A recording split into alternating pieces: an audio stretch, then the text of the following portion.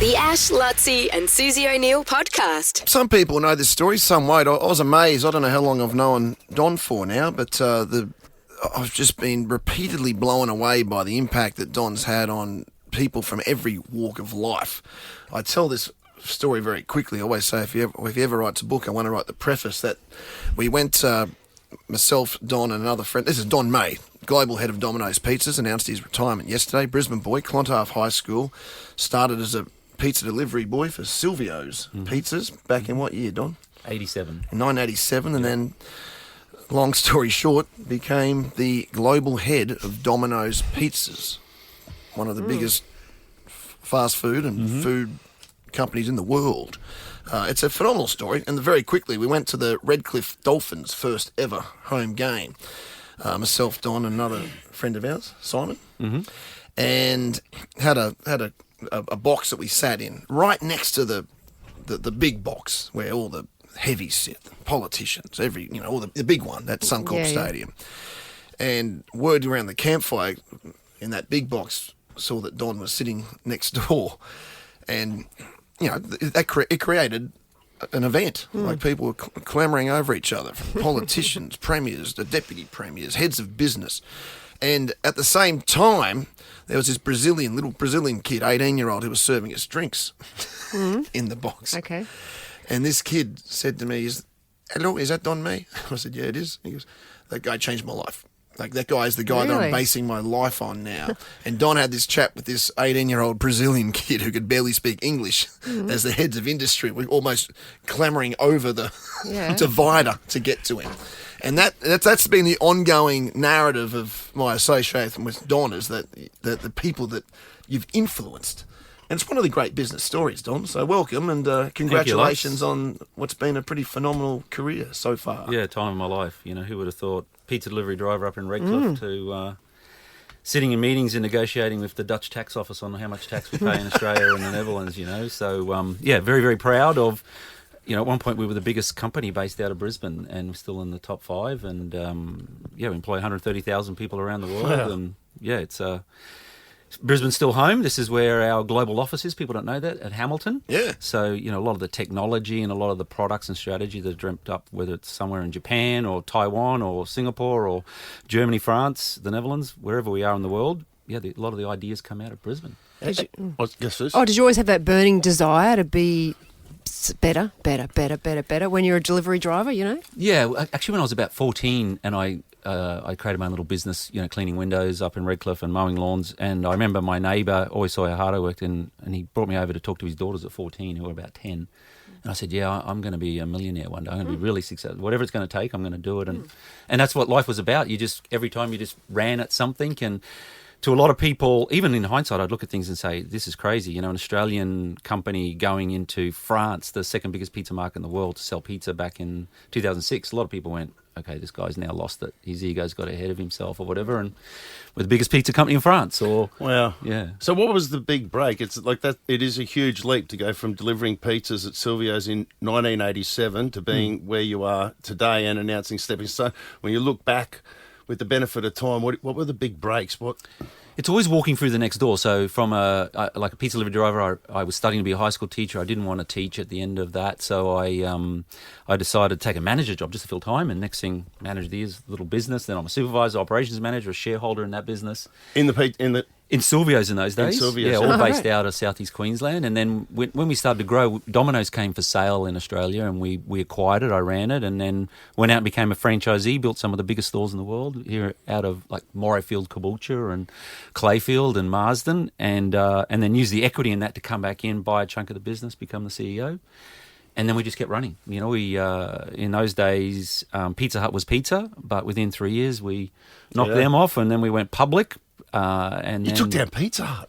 Yeah. Oh, that was an institution, wasn't it, Sis? Like growing up. Yeah. And that's been everywhere in the world. We've never, ever gone to a country as the market leader, and we've always become the market leader within 3 years. And sometimes the pizza business might have been there for 3 decades. And whether it's Japan, you can add every chain together in Germany, and they're not as big as our old Australian-listed Domino's Pizza. And in the Benelux, the Netherlands and Belgium, we have more stores than McDonald's. And that was we got that business for free buying France because people thought the Dutch don't eat pizza. Wow. And now it's just an absolute beast of a business. Oh my God. Why is it more successful than the other pizza shops? What is it? Is it the staff? Is it the? It is. It's the quality definitely of the people. food? Yeah, this is definitely people. But the whole thing is that, like the way our European CEO, who was our early Dutch CEO, his thing is if the customer says, "How do they do that?" then you're going to be successful. So that's delivery times, that's the quality of the product, that's the price, that's the image of the food that you're getting, so that when the customer just says, I can't believe I just got that amazing product in that speed of service for that price, you're going to be successful. And for example, the Dutch mostly ate fried food when we bought the business. So our competitor was fry shops. If you've ever been to the Netherlands, Amsterdam, it's frikandel and bitterballs and fries with mayo, and we knocked that off with pizza.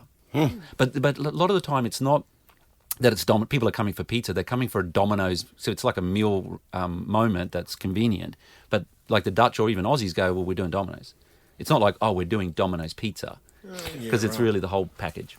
Say if you had at 17 not got the job in a pizza store, you had got it selling TVs. For example, like your passion is so obvious. Like you can see you're a dedicated guy. If you had fallen into that industry, do you think that you could have excelled in that industry? I'm thinking Might be running JB Hi-Fi or something. Yeah, like I wonder how much luck, in inverted commas, it was that you went into the pizza industry. I don't think it really would have mattered. No, I mean, you fall in love with food, and one of the great things about Domino's is the only things that we sell that isn't ours is Coke or Pepsi around the world, and so everything else we create.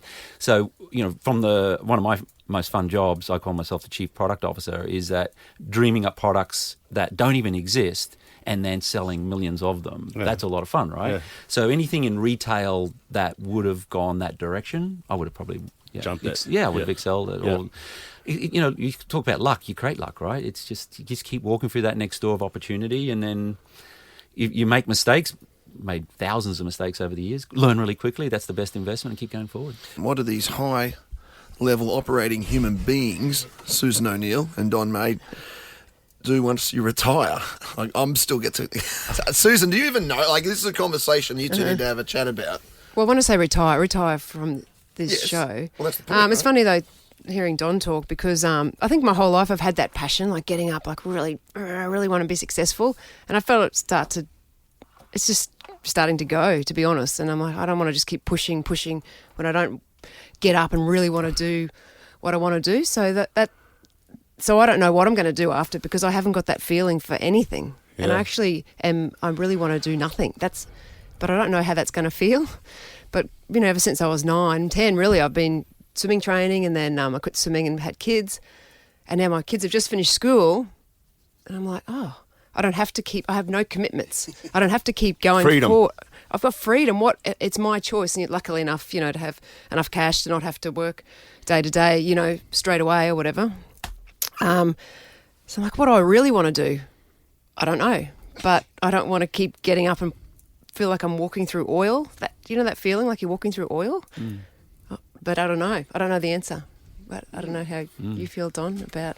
Yeah, no, for me, I know what I want to do. I just don't know where it will be. I want to have another business. I want to do one more big thing. When you do one thing for 4 decades, can you do it again? And we never built a business in the US. And to me, that's the big commercial place of the world. So, you can have a giant business in the US and it can be just in one state. Because it's just that big, right? You can have the whole population of Australia in a city. And so for me, that's a burning ambition. I'm not going to rush and do that because I've got a year still supporting the team here. But yeah, I'm going to be kicking a lot of tires to look for another business. That's my burning ambition. I think I've got ADD. I just can't. I'm not going to be lying around a pool or... That's not you. No, not more than a day. Yeah. I want to try that. I want to try it. I don't know if it's me either, but I really want to lay down and see if I ever want to get back up again. Yeah. Well, it's worth trying. I don't know. It's an interesting thing. I don't know. You were driven by, at some point, Suze, you were driven by passion. Like your success and your elevation's been based on passion. Yeah, and And also Don, same for you. Like, you're passionate about food. Like, I've never Yeah, seen anyone for more sure. passionate about food. I mean, when I go searching for another business, it's going to be food. Oh, it definitely will be in the food. Yeah, and it'll be, I mean, clearly nothing associated with being a competitor to Domino's, because I'm too proud of the history and I want Domino's to continue. I mean, Domino's can still double down from here around the world. But for me, it'd be a new, like I've been monitoring new trends. So if you get in early enough for a US concept, the other benefit of the US is that most of the world still follows QSR out of the US. So a concept that begins there potentially has legs, starting with US-centric countries, like the Japanese follow the Americans, a lot of the South American countries, a lot of the Middle East, Australia then follows, and then eventually even Europe. And so, maybe I'll get too old too fast, but I wanted to leave enough runway, being 55. I reckon I've got a good 10, 15 years in me, and if I can at least fire it up, get it going, whether it's just in a state in America, or maybe I do something else here in Australia again, conquering Australia again with another concept. Even bringing something from the US, I don't know. Just having You're open to the options. Yeah, Yes. just I'm going to meet a lot of people, do a lot of, I suppose, business dating, if you can call it. Where you go and sit around tables and shoot around ideas, and then see something that all of a sudden you just go, yeah, this could be it.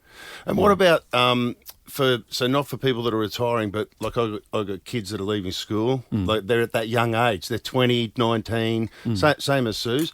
Like, so for the kids that are leaving school now, about to start school this week, and they've got that burning drive that you had when you were that age, like with the benefit of hindsight, what would you say, or what would you say to a 17-year-old now who's got that drive? I think, by the way, the first thing is most 17-year-olds don't know what they want to do. I mean, of the 130,000 people we employ around the world, most people are between the age of 15 and 25. So that's my whole life working with young people, and it's super normal to not know what you want to do.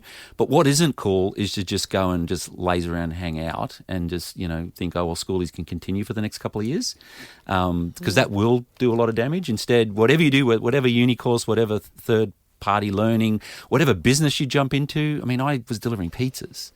We've got a good friend. His son works at Grilled, and he's now moving on to be a shift manager. And you're absolutely brilliant.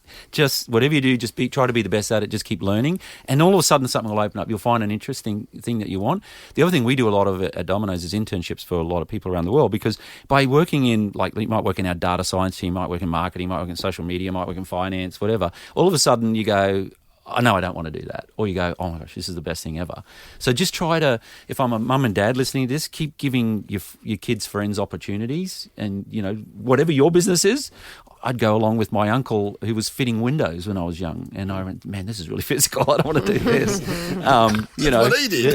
He's earning a lot of money, right? He was earning really well-paid business, but, man, it was not for me, right? But you don't know until you jump. And some people, they go, no, I like working out and about and I can control my own destiny. And so whatever it is, but just keep going through each of those doorways and you may be even into your late 20s, early 30s, and then you figured it out. But what I always say to anybody, what isn't cool is to just, a gap year is fine if it's still a discovery year, but you can fall into, I'm a gappy for the rest of my life. Yeah. If you look in Colorado and ski fields, they're 60-year-old gappies, who just, snow bums or whatever, where they just, I mean, that's a tough life. It sounded fun at the time, but now you're in this really hard cycle, and it's look, maybe that's still fun for some people as well, but I don't think it's going to be you. I don't think you'll ever be a gappy.